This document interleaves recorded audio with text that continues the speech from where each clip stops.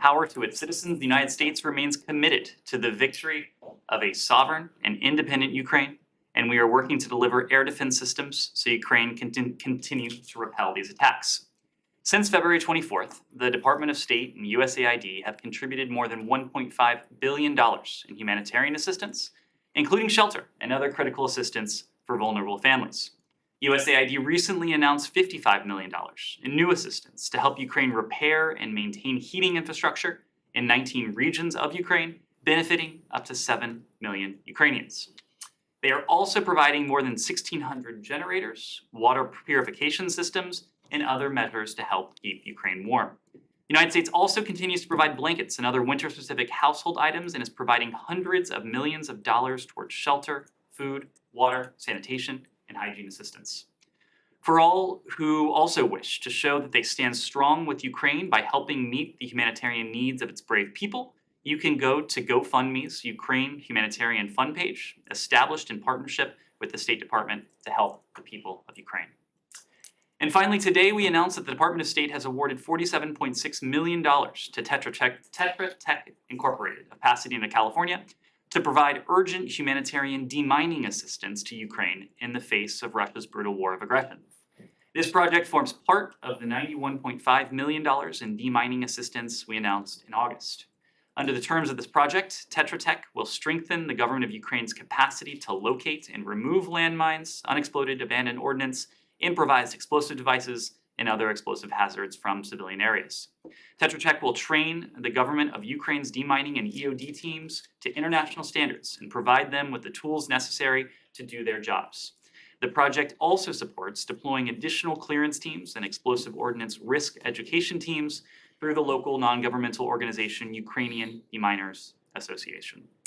With that, I will turn to your questions. Matt. Right. I have a question about Iran, but it can wait until we get to, I'm sure people have things they want to ask the Iran questions. Sure. This is not hugely urgent. So. Okay. Do you want to start in Ukraine? Happy to start wherever you all would like to start. Go ahead. Well, mine is Iran arming Russia. Is that Iran or Ukraine? It's all three. No, mine is purely Iran. I will let you guys sort this out. Okay, Sean, you go first then. Well, I'm sure we'll get to Iran as well, but can I just ask you about the latest on the Ukraine initiative? According to the UN, there's been there's actually a situation where there will be further shipments in the coming days, as far as I understand it. How concerned are you about the situation now? What do you see with the Turkish diplomacy? Do you see any hope there? Has the United States tried anything diplomatic?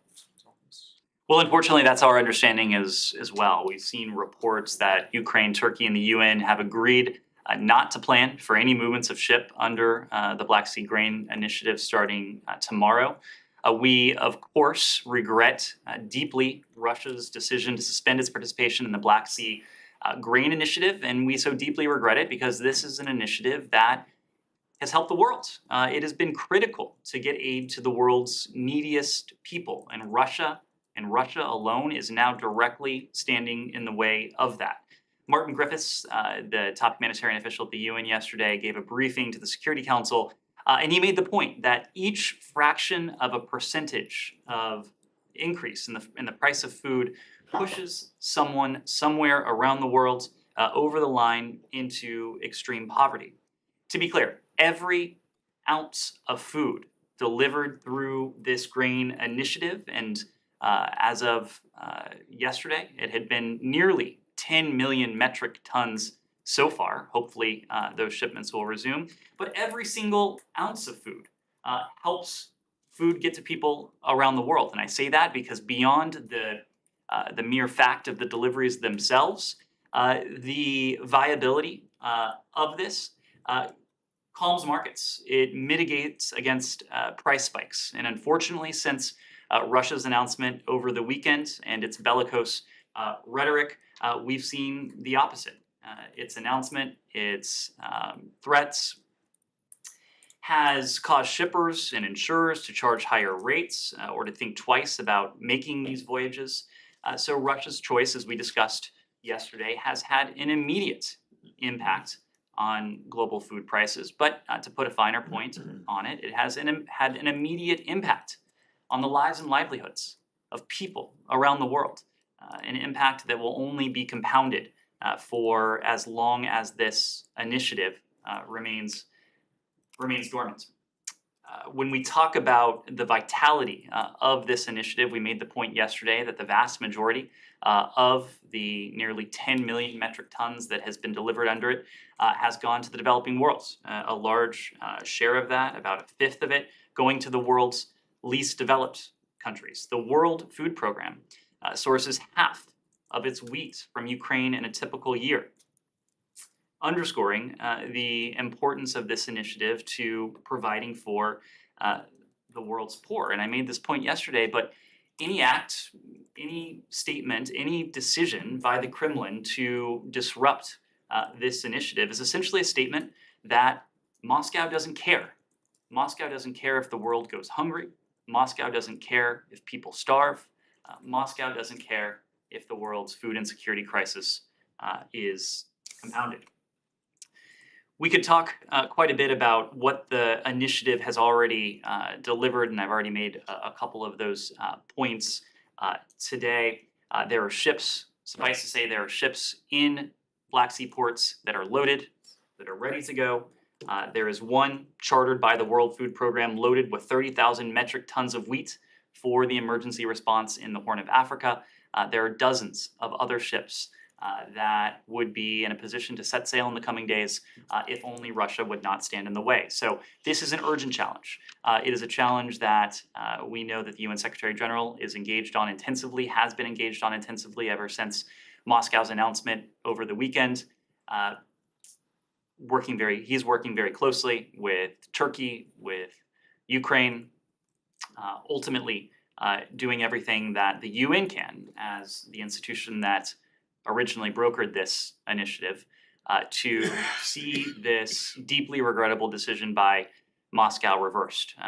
Individuals here in this building have been in close touch with their counterparts in these countries and these institutions to do what we can to support that diplomacy. We stand ready to do whatever it is that the UN and Secretary General Guterres deems useful for us to do. But right now we are supporting his efforts, supporting his diplomacy, and lamenting, as is the rest of the world, the dire implications and costs of Moscow's decision.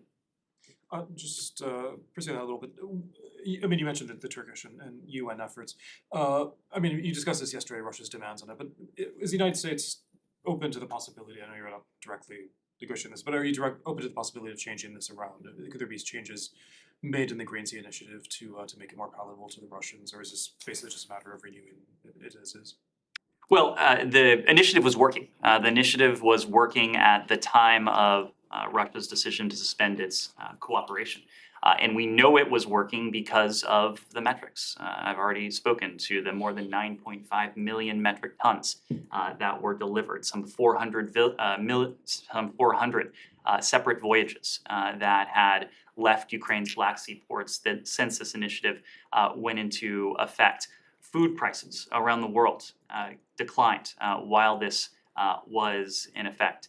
So this was not broken to begin with, but unfortunately Moscow appears to be trying to break it. It is our goal to see this initiative, that is to say the ability of ships to leave Ukrainian ports, to enter Ukrainian ports, to see that resume. We are not going to be, of course, prescriptive to the Secretary General. It was his good offices and his efforts that ultimately negotiated this initiative in the first place. We have confidence in his efforts. We are supporting his efforts and will support them in whatever way we can. Andrea. Let me ask you about some reporting that we have, 3 officials, US and Western government officials, saying that Iran is preparing to send short-range ballistic missiles to Russia, part of a tranche of weapons, including weaponized drones that are supposed to be sent by the end of the year. So this is not sent already, but preparing to deliver, if you have anything on that. And to us, Iran has not commented when we went to the UN mission. I also wanted to ask, but I don't know, I want to defer to Matt if he wants to ask about the Saudi alerts and whether we have confirmation about that. So, At sure. the same time. So on your first question, we've spoken for quite some time now about some of the dire supply shortages that Russia is facing. These owe, at least in part, to the export controls that the United States and a number of other countries have placed on Moscow's industrial base, but also its military industrial base, starving Russia of the inputs that it needs to indigenously produce components for efforts in its war against Ukraine. We are concerned that Russia may also seek to acquire advanced conventional weapons from Iran, such as surface-to-surface missiles that will almost certainly be used to support Russia's war against Ukraine. We've spoken before about our efforts using all appropriate means to expose, to deter, to confront Iran's provision of these munitions against the Ukrainian people. We will continue to vigorously enforce all U.S. sanctions on both the Russian and Iranian arms trade to make it harder for Iran to sell these weapons to Russia, to help the Ukrainians have what they need to defend against these threats, and we'll stand up with our partners throughout the Middle East and against the Iranian threat that many of them also face. To put a finer point on it, anyone doing business with Iran that could have any links to its UAV or ballistic missile development or the flow of arms from Iran to Russia should be very careful. They should do their due diligence. We will not hesitate to use our sanctions. We will not hesitate to use any appropriate and effective tool. This goes back to what we had been saying since July. It was over the summer that the National Security Advisor first went out to the White House podium to make the point that Iran at that time was planning to sell UAVs to Russia for use against Ukraine. We have since confirmed the delivery of dozens of these UAVs from Iran to Russia that have been employed by Russians against the innocent people of Ukraine.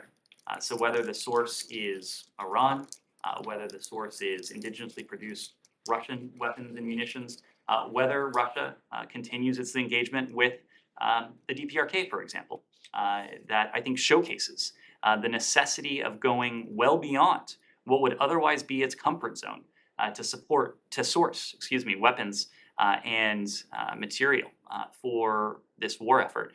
We will use every appropriate tool to confront, to expose that. Before you move on to the issue of the Saudi threat, they've received, as you just acknowledged, the UAVs. So why should we be careful? What have we done to stop this weapons supply? So we've done a couple things. First, we have taken aim at Iran's UAV proliferation networks over the course of months now. It was last year that we first issued a round of sanctions against those who have supported the proliferation of Iranian UAV technology. It was in September, after we began warning of Iran's intent to provide UAV technology to Russia, that we sanctioned a separate group of entities for their involvement in this proliferation of Iranian UAV technology to Russia specifically.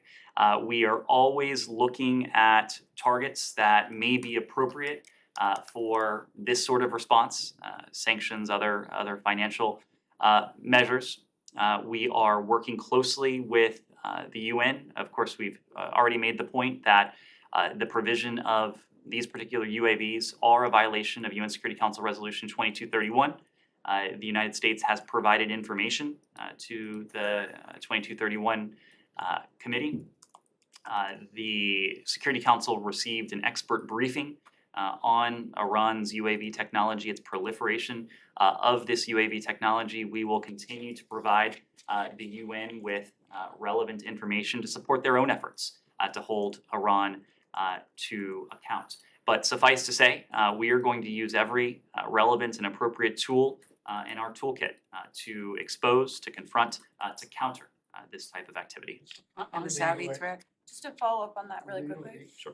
You talk about confronting and exposing these shipments or these planned shipments.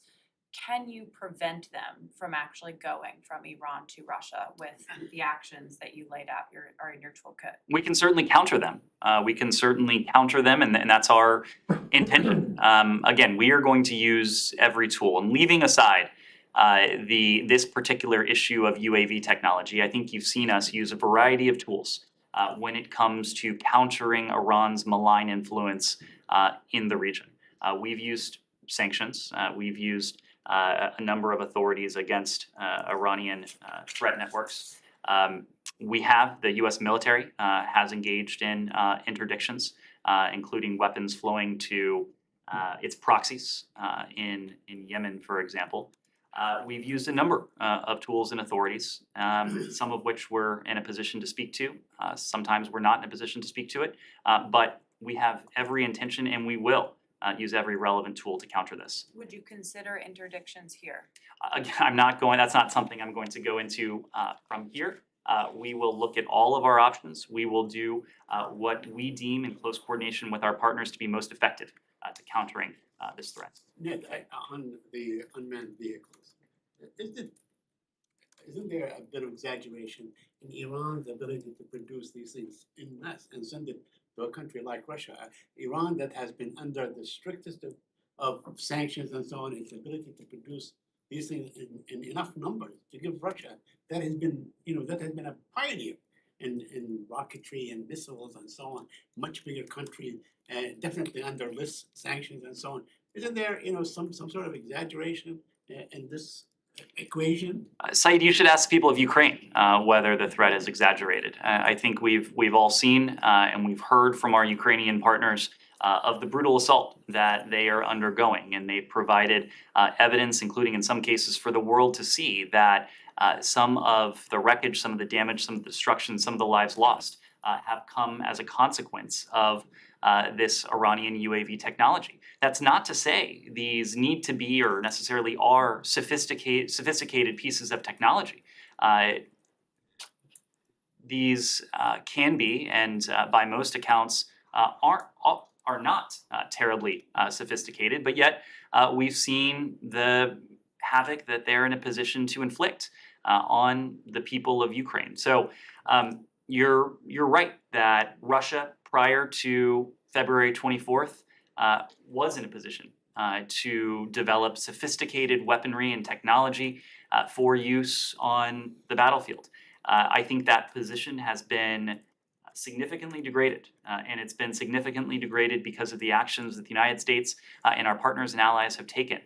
Yes, in terms of the sanctions and other economic measures, but also because of the export controls, because of the systematic way that we've been able to deprive and to starve Russia of the inputs that it would otherwise need for some of the technology, the chips, the sensors, the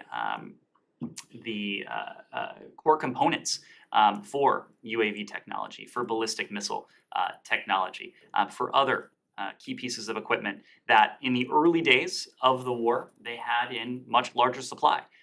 The Russians, by many accounts, are really wearing thin when it comes to some of those inputs that it needs to prosecute its war in Ukraine. And on the grain, on the percentages that you cited yesterday, you said that 66% goes to the poor country, 20%. You cited all the percentages. Today, the Russian president disputed that. He said that 43% of the grain goes to Turkey, 35% goes to the European Union, only 5% goes to poor country. Is there who can, with credibility, I'm not saying that what you're saying is not credible, but is there like a watchdog or a committee that can see exactly where what percentages of this grain goes where? So I want to be very clear. Those were not our figures. Those were not figures from the United States. Those are figures from the UN. And I don't know that there's going to be a more credible source of information on this. The UN that brought together this initiative, that helped to set it in motion in the first place, that's been helping to administer it, the UN numbers were that 66%, or 2/3, of this wheat going to developing countries. The UN reports that 19% going to the world's least developed countries. Is it your view that the shipments that you fear Iran is gonna be making, not of the UAVs, because I already know what you think about those, but of the other advanced conventional weapons are a violation of 2231 or any other Security Council resolution? So 2231 very clearly lays out the parameters that are would be forbidden under it. And again, without being able to go into specifics at this point, because we are warning of the potential for this to happen. It's not something I could speculate on, but we will, if this does come to pass, we of course will take a close look at the type of equipment, at the range of that equipment, of other relevant details to see if these are violations under 2231. 2231 or not, Iran's provision of lethal supplies, technology, equipment to Russia is something we are going to, with the support of partners and allies around the world, to counter using every relevant tool. Okay, that's fine, but their provision of this stuff is not necessarily illegal or a violation of international law, is it? Especially if they're short range. So again, Matt, Right? So if these are short range missiles that have less than 300-kilometer range, they're not prohibited. without knowing what may in fact be Well, let's say they go 290 kilometers. So- Is that a violation? But Matt, I'm not going to engage you as you just make up hypothetical facts. Let's engage. You're the one who's coming up here and saying that you fear that they're going to send advanced conventional weapons, right, including short-range ballistic missiles, which are presumably ballistic missiles that are less than 300-kilometer range. And I want to know. And to remind you of the historical record, we warned in July of what at the time was information we had that Iran planned to supply UAVs to Russia. There was some skepticism of that at the time. Unfortunately, our information was not inaccurate. Unfortunately, that came to pass. I'm not skeptical of your claim that they intend to ship those. I want to know that if they do you think that there would be a violation of 2231? And that's just not an answer I can provide right now, because we don't know precisely what these would be, and this is something that we'd have to take a close look at with the parameters of 2231 in mind. So in fact, not all lethal equipment that Iran might provide to Russia is a violation of 2231 or anything else. It doesn't need to be a violation of 2231 for Iran to face consequences. For the United States and our partners and allies to take concerted action to deter and ultimately to counter this activity. Which allowed the conventional arms embargo to expire, right? I mean, you could argue whether when the Trump administration had invoked snapback, whether it actually meant anything, but you guys actually went out and reversed it. So the conventional arms embargo doesn't exist anymore, correct? Under 2231? There are certain provisions of 2231 that are no longer in effect. That does not mean that we don't have tools at our disposal, including our own national authorities, that we will not hesitate to use. Why not go back? Why not revisit SNAP? Because the United States is no longer a participant in the deal. This was you don't have to be. This was the one of the great ironies, one of the many great ironies of the last administration's approach to the JCPOA. So you think that it was legally flawed for them to even try and invoke it, since they had already withdrawn from the deal, right? We saw how that story ended, and it ended unfortunately in not only the previous administration failing at what they were attempting to do, but in some cases even worse yet, with the United States on one side of the table and our closest allies in the world on the other side of the table. Okay.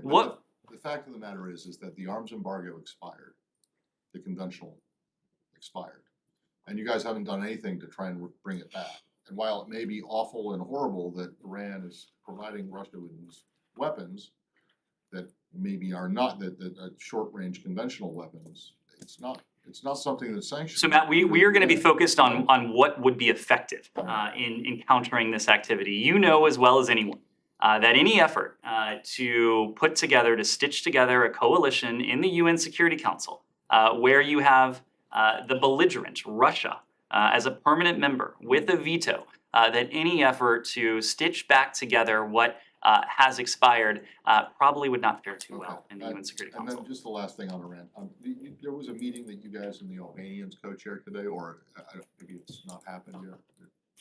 You know what I'm talking about, right? About the situation in Iran itself. I do, and this is actually, if I Is it recall, this is a going on meeting that will take place tomorrow. Oh, it's tomorrow. This is an ARIA-style meeting, a November 2nd ARIA format meeting of the UN Security Council. It's co-hosted by the United States and Albania. It will highlight the ongoing repression of women and girls, members of ethnic and religious minorities in Iran. It will identify opportunities to promote credible, international, independent investigations into the Iranian government's human rights violations. And it will underscore the ongoing unlawful use of force against protesters, and the Iranian regime's transnational repression of human rights defenders and dissidents abroad, including its efforts to abduct or Okay, assassinate. so it's tomorrow. It's tomorrow. Okay. It's tomorrow. And then, but just in light of that meeting, and in light of the comments that Special Envoy or Representative Malley made yesterday, about what the administration is doing in terms of the current situation in Iran with the protests, are you in a position to say whether this administration supports a regime change or a change in government in Iran? Matt, this answer applies all over the world. It is not up to the United States to determine which government is in power in any particular country. That applies to Iran. This is a decision for the people of Iran. Okay, but you do support the protesters. We support the ability of these protesters to exercise universal rights. That's precisely why we support what they are doing, because they are exercising peacefully the rights that are as universal to them as they are to anyone around the world. Can you answer the other questions about Iran, though? The Saudi threat of imminent Iranian attacks on targets in the kingdom and in Iraq, in Erbil. So what I can say about this is that we are concerned about the threat picture. We are in constant contact through military, diplomatic, intelligence channels with the Saudis, and we won't hesitate to act in defense of our interests and our partners in the region. Alex. Great, thanks so much. Back to Iran. Hold on, just question. one more thing on that.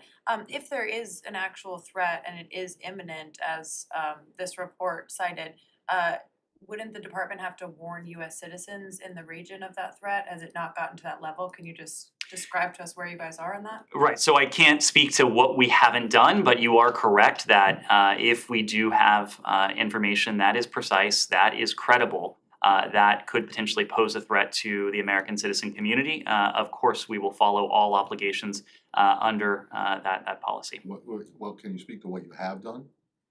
Have you issued? I mean, I looked before I came out here. I didn't see anything. I'm not aware that we've issued any consular warnings, but I am aware that we are in constant touch with the Saudis through diplomatic, military, intelligence But channels as well.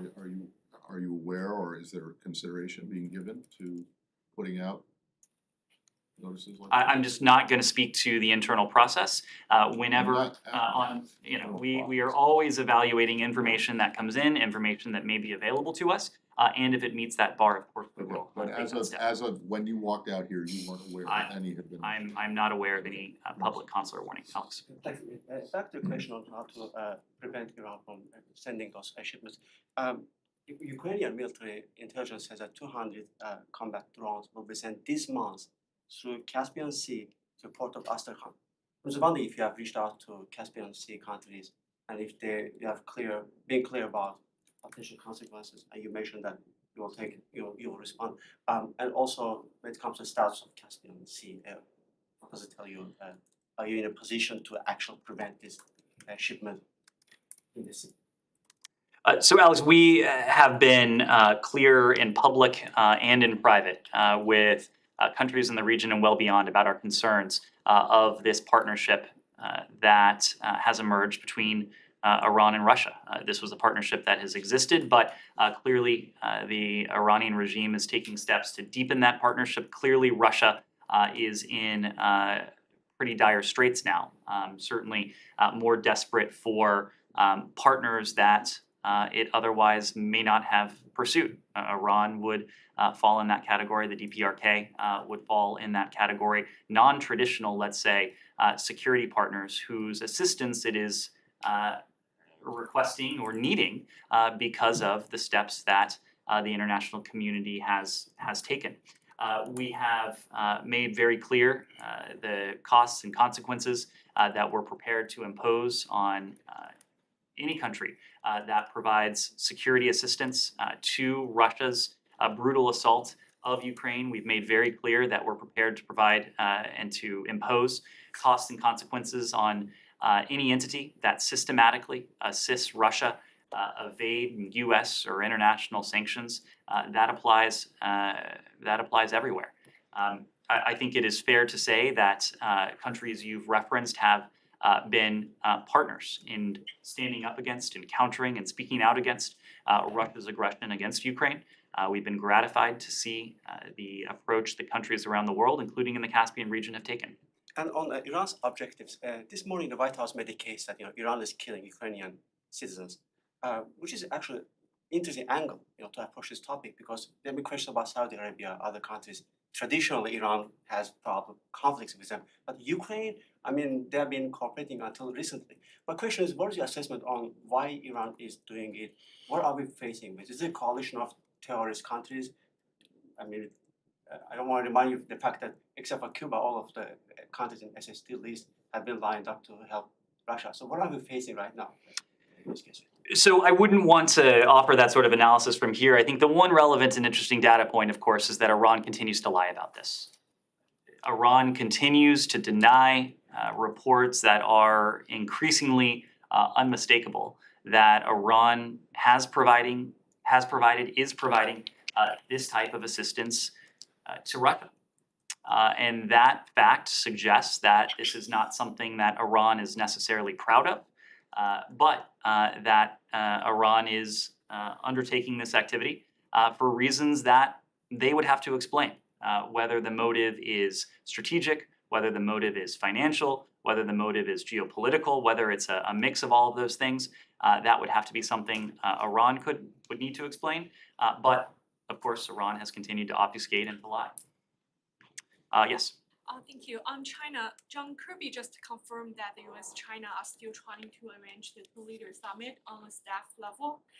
How is this building involved in this preparation, and has Secretary Blinken and Wang Yi talked about it in their phone call yesterday? In their phone call on Sunday evening, they did speak about the imperative of maintaining open lines of communication. And more broadly, they spoke about the imperative of responsibly managing this relationship that is perhaps without question, the world's most consequential bilateral relationship. We've made clear that we want to do that at all levels, up to and including the leader level. Coming out of their last engagement, President Biden and President Xi did commit to have their teams continue speaking about the possibility of an encounter between the two presidents in the coming weeks. It is fair to say that this is something that has been discussed through State Department, through diplomatic channels as well.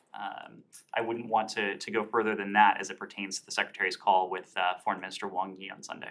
After the phone call, Chinese side said in their readout, and also Chinese Ambassador Qin Gang yesterday tweeted that the U.S. should read carefully the report to 20th CPC National Congress. How have you studied the report, and what is your take on it in terms of China's foreign policy? So I did see that tweet from the ambassador. The point we've made, and of course there are individuals in this building who are focused on the bilateral relationship, people in Beijing, of course, who are posted there to help manage this bilateral relationship, who are familiar with the proceedings and the results of the Communist Party Congress. But our point is that the Party Congress doesn't change our approach to the PRC. We said before the Communist Party Congress that, in our view, the PRC represents the greatest geopolitical challenge we face, precisely because it's the only competitor with the intent and increasingly the capability to remake the international order. And as we've seen over the course of months and years now. The PRC increasingly has the intent to do so. So our strategy, as Secretary Blinken outlined in May when he offered about 40 minutes of substantive remarks on our approach to the PRC, focuses on, at its core, competing with the PRC where our interests and values differ, and cooperating with Beijing where they align. That was true before the CPC, that is true now after the CPC. Yes? On North Korea. Following the joint military exercise of United States and Japan, North Korea said it was very provocative and it might take more powerful follow-up measures if it keep on going. So how do you respond to this allegation? And also, have you seen any indication from North Korea to conduct next nuclear test, nuclear weapon test? So in the first part of your question, unfortunately, this seems to be the DPRK reaching for another pretext for provocations it has already undertaken, potentially for provocations that it might be planning to take in the coming days or coming weeks. The DPRK knows full well that the military exercises that we conduct are purely defensive in nature, and they do nothing more than support the security of our allies in the region, in this case, the ROK. We have made very clear in our messages, private messages to the DPRK, but also in our public messaging that we harbor no hostile intent towards the DPRK. We, at the same time, are committed to the security of the ROK and our Japanese allies as well, and to our combined defense posture in accordance with our ironclad system of alliances. I would need to refer you to DoD for any additional detail on these defensive military exercises, but unfortunately this appears to be nothing more than another pretext on the part of the DPRK. When it comes to the potential for a nuclear test, this is something that we, our Japanese allies, our South Korean allies, have been concerned about for some time. We've spoken in some detail about a number of steps that the DPRK appears to have taken in finalizing in important ways the steps that would need to be in place were it to conduct another seventh nuclear test. Our message has been a very simple one. There would be profound costs and profound consequences if the DPRK were to take this dangerous, destabilizing step in contravention of not only UN Security Council resolutions, but what it is hearing very clearly from countries around the world. Said. Thank you. Very quick question on the Palestinian issue. 20 congressmen, House Democrats, sent a letter to Secretary Anthony Blinken last Thursday asking that Israel be excluded from the visa waiver program. First, can you count receiving that letter by the Secretary? And the second, what is the status of this visa waiver issue? Said, I'm familiar with the letter. We, of course, don't comment specifically on congressional correspondence, but as a broader matter, I can tell you that all countries seeking to join the U.S. visa waiver program must meet each and every program requirement. We will continue to work with Israel to ensure that all U.S. citizens and nationals seeking to enter or to transit through Israel are treated equally. This, of course, includes Palestinian Americans. What we seek is equal treatment and freedom to travel for all U.S. citizens, regardless of national origin or ethnicity. On Brazil, has there been any contacts between the administration and the incumbent Brazilian president, or people around him in the last couple of days? I'm not aware of any discussions, certainly not in a position to read out any conversations. I also understand that President Bolsonaro may be making a public statement soon or simultaneously with this briefing. But what we said yesterday is that the Brazilian people have spoken. The Brazilian election authority officially declared Lula the winner in an election that was free, it was fair, it was transparent. Numerous political figures from across Brazil's political spectrum, including the heads of the Brazilian Congress, have acknowledged President-elect Lula's victory. And it's a hallmark of every democracy, that the voice of the people, as expressed through its elections, be heard and be respected. The president, as you saw from the readout yesterday, had a good conversation with President-elect Lula. I imagine there will be engagements on the part of this building in the coming days and the coming weeks as well. How concerned are you about these blockades, potential efforts to sort of to create blockages around the country, in response to the election? What I would say is that we urge all parties to peacefully exercise their rights, including the right to protest. To the extent protesters are breaking Brazilian law, that is a matter for Brazilian authorities. Yes. On Russia, but different topics. Sure. Earlier this fall, Undersecretary Victoria Nuland mentioned that the State Department is working with Russian Ministry on Foreign Affairs on adding additional personnel to U.S. Embassy in Moscow and making it easier for Russian citizens to get visas. So has there been any progress made, and are these negotiations happening now, or will they be a part of G20 summit? I don't expect this bilateral question to be on the agenda for the United States at the G20. And that is namely because I don't expect that there will be discussions between the United States and Russia in the context of the G20. But it is fair to say that the viability of our embassy in Moscow is of the utmost importance to us. It is of the utmost importance to us principally because we believe that even in times of tension, especially in times of tension, especially in times of conflict, it's vitally important that we be able to communicate and we be able to communicate openly with one another. The U.S. Embassy in Moscow, the Russian Embassy here in Washington, they both remain operational, of course. It has not been without challenges. The Russians, we believe, had imposed onerous restrictions.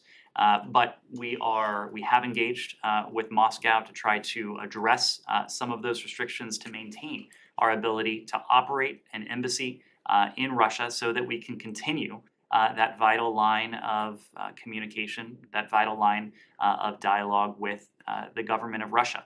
There are a number of bilateral issues that our embassy on a day-to-day basis is in a position to address with Russian counterparts, whether it's consular issues, whether it's the related issue of Americans who are unlawfully detained, whether it is any other bilateral issue in the relationship that is relevant and ripe for our embassies in our respective countries to address. What our embassies don't address are broader issues. That is not to say that our embassy in Moscow is seeking to engage in dialogue or diplomacy as it pertains to the war in Ukraine. We've made very clear that there is nothing about Ukraine without Ukraine, that ultimately questions about the conflict, the war, Russia's war in Ukraine, those are up to the Ukrainians, but there are a number of important bilateral issues that make it important to have embassy platforms in Washington and in Moscow. Can I ask you just about embassy footprints while we're on the topic? Do you have an update for us as to just the number of diplomats roughly that are at the U.S. Embassy in Kiev? What kind of protections they have? Are there Marines there providing the traditional, protections that they do at U.S. embassies around the world?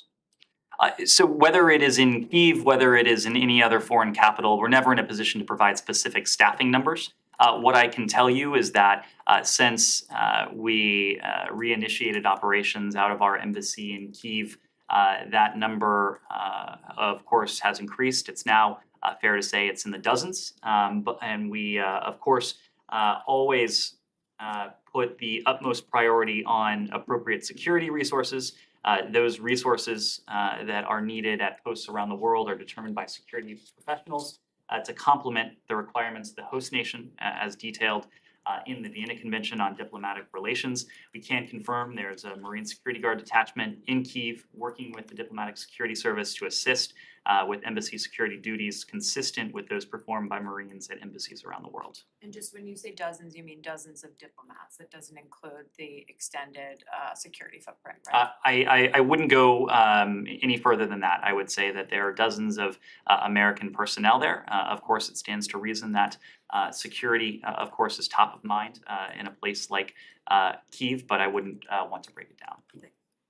Do you have any update on the talks in, the Ethiopia talks in South Africa?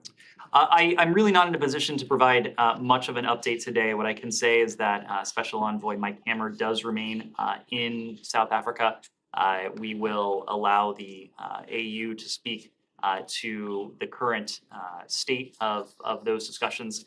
They were ongoing today. We've stated this repeatedly, but we support the AU-led talks to try to advance peace in Ethiopia. The people of Ethiopia have suffered for far too long. It's precisely why Mike Hammer continues to participate as an observer and will remain in Pretoria until the talks conclude. Beyond that, we'd refer you to the AU for any further updates. Completely different topic. Tokyo has begun issuing recognition of same-sex partnerships. I know the Deputy Secretary was there recently. Is there any general comment that the U.S. has? Well, this is something that we welcome. We support marriage equality globally. We believe deeply that all human beings should be treated with respect and dignity, should be able to live without fear, no matter who they are, no matter whom they love. And as part of our work to combat violence and discrimination around the world, we advocate with partners around the world when it comes to marriage equality, civil unions, other forms of legal recognition of same-sex relationships in contexts where the local LGBTQI+ movement has identified this as a priority in their fight for their recognition of human rights. We always do this in partnership with civil society in any given country. We take something of a Hippocratic oath. We certainly want to help promote and to advance human rights around the world. That includes the rights of LGBTQI+ individuals. At the same time, we seek to always uphold the principle that we should always do no harm. Can I ask on Syria, quick question? Human Rights Watch has accused the Syrian Defense Force, the Kurds, U.S. allies, of destroying homes of about 147 Syrians back in January and February, and demanding that they pay for the repair. Do you have any comment on that? Are you aware of this? I'm not aware of that report offhand. We'll see if we can get you some additional context, Alex. Shifting to the South Caucasus, if possible. Azerbaijan and Armenia, there was no tangible, progress yesterday in Sochi, other than this glorified statement by presidents. Is this your impression that both sides are still interested in signing a peace contract by the end of the year? Is there any room for the United States to weigh in and to help them keep this candle lighting, if you may? So we, of course, were not a participant in this meeting. It is not for us to speak to, but to the latter part of your question, Secretary Blinken has emphasized this repeatedly, including when he brought the two foreign ministers together in New York.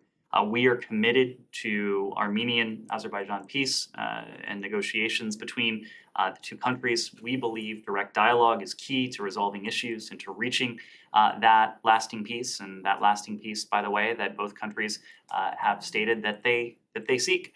So we'll continue to engage over the next months to facilitate discussions between Armenia and Azerbaijan bilaterally with partners and through multilateral organizations as well. Should we expect phone calls or meetings between the secretary and the ministers? Or I think all of that is on the table.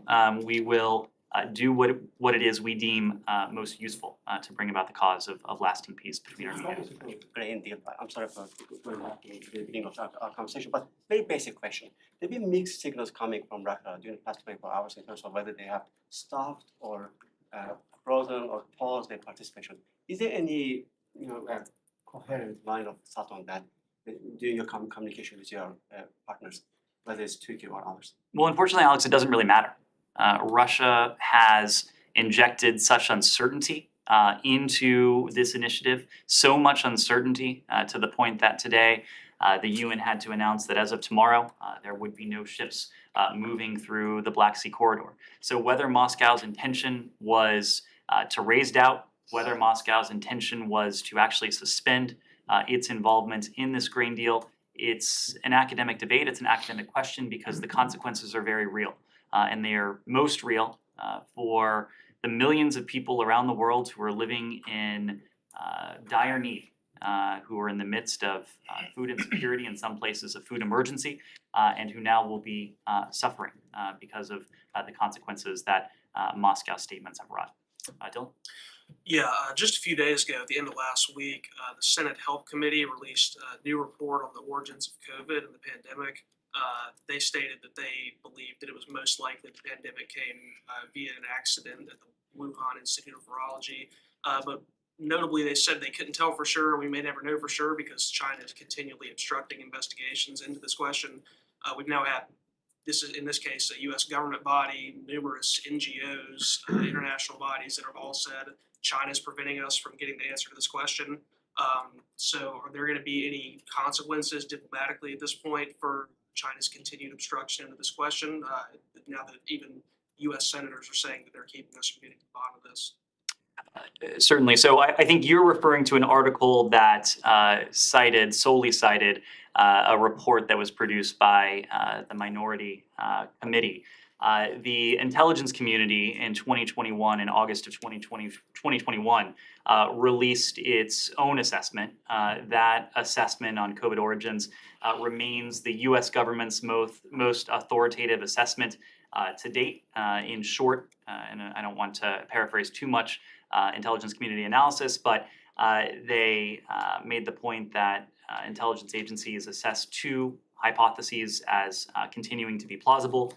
That was natural exposure or some sort of lab-associated incident.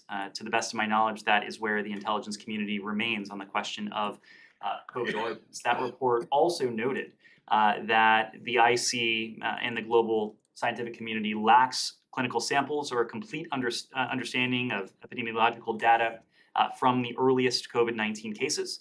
It went on to say that if we were to obtain information on the earliest cases that identified a location of interest or occupational exposure, it may alter the evaluation of hypotheses. So it is certainly true that cooperation from the PRC would help the world to understand the ultimate origins of COVID. This goes beyond the question of accountability. This goes to the very heart of how, as an international community, we can work together to prevent something like this from ever happening again. Only by fully understanding what happened in the case of the origins of COVID can we make sure that we are most effectively prepared to handle the next outbreak, epidemic, or God forbid, pandemic. So certainly we believe that global health is one of those areas where we do have intersecting interests with the PRC.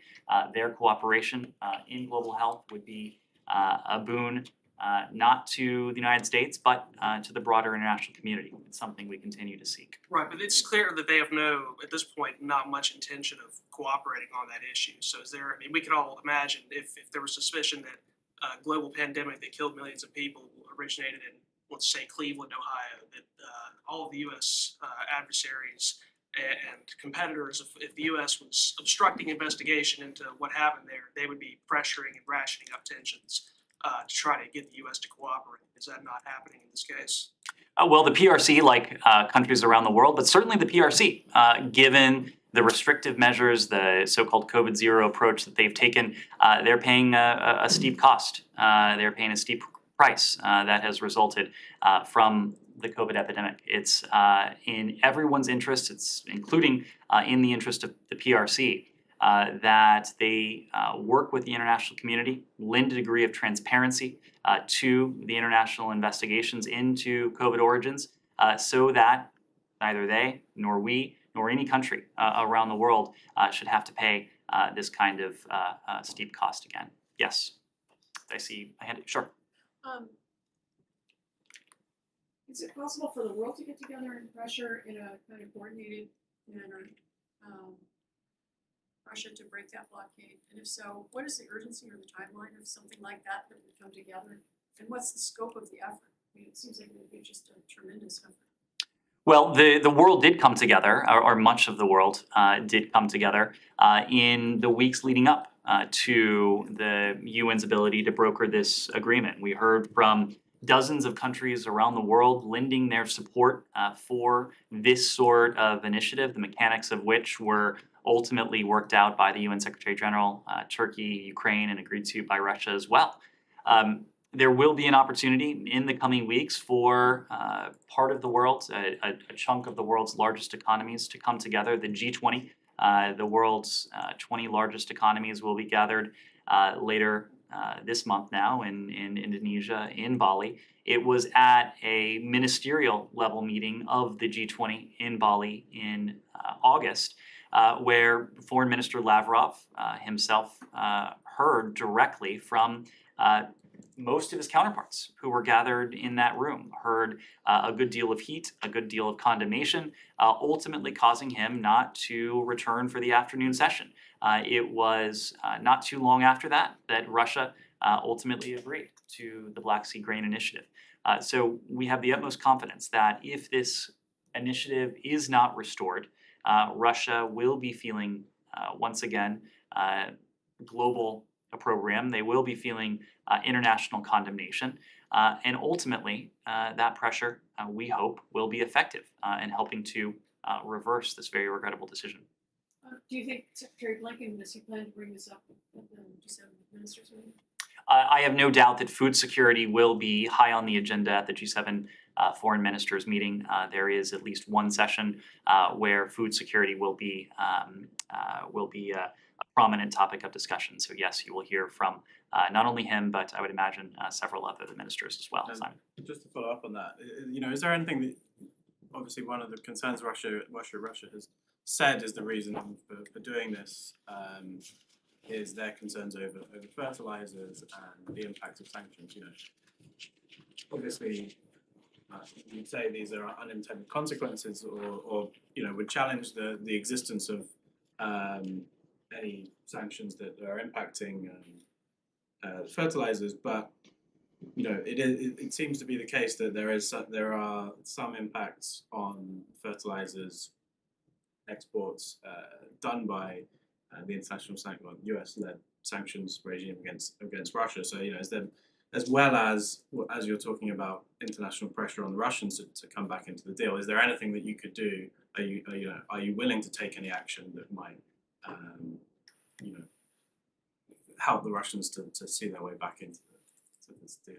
So Simon, we've heard any number of pretexts that the Russians will point to when they call into question the viability of this initiative, or as they have done most recently, suspend the ability of this initiative to move forward.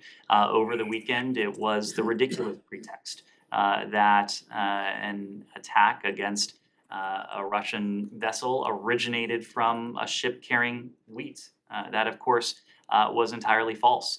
We've heard these arguments before about Russia's stated inability to export food or fertilizer, be it ammonia or any other product. We have sought to be very, very clear about this. Our commitment to getting food and fertilizer to world markets, there is no ambiguity there. We have always excluded Russian food and fertilizer from our sanctions. We've taken extra measures to clarify our rules for traders and to help Global South countries navigate the rules if they choose to purchase food from Russia. Over the summer, in July, Treasury issued a revised General License 6B, along with a specific fact sheet that made clear the exemptions, the humanitarian exemptions for food and fertilizer. We shared these documents with our posts worldwide. We asked posts to convey these messages to the host government and to the private sector as well. We have provided other public information detailing our approach to protecting food security in the context of Russia's war. Much of that is available on the Treasury Department's website. There's been a press release, a fact sheet, a frequently asked questions document.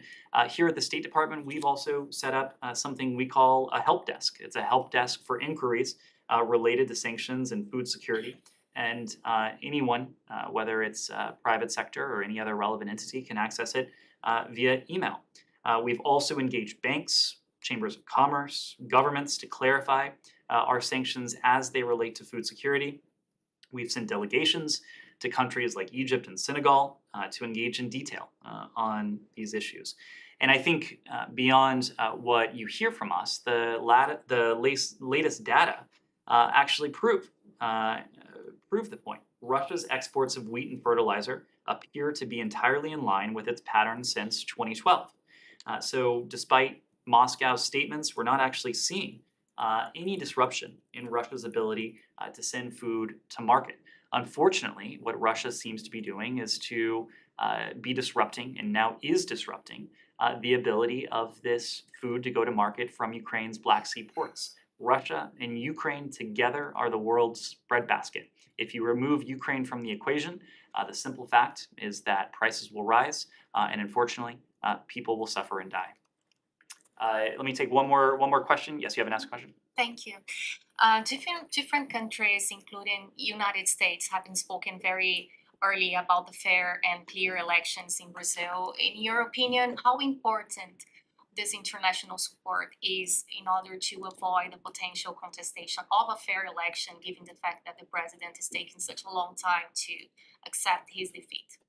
Well, I understand that President Bolsonaro will speak today, so of course we'll let the president speak for himself. But the fact is that it was very clear, owing in large part to Brazil's voting system, where results are available almost immediately after polls close, that countries around the world, in the region, in this hemisphere, and halfway around the world were able to send notes of congratulations and statements of congratulations to President-elect Lula after the results were certified, after it was made very clear by Brazil's election authorities that there were no irregularities, that it was conducted in accordance with Brazil's constitution without any disruptions or anomalies. That is the signal that the United States waits for when it comes to issuing messages of congratulations in the aftermath of any election. It was a message that emanated early from Brasilia, again, because of the technology and the systems that are in place in Brazil. Many countries apparently adopt a similar benchmark for issuing their own messages. I think countries around the world recognized this election as Brazil and the Brazilian people once again demonstrating the vitality, the viability of their democracy that in many ways is a model for the hemisphere. Thank you. Okay, thanks. Oh, well, I'll talk to you after. Thanks.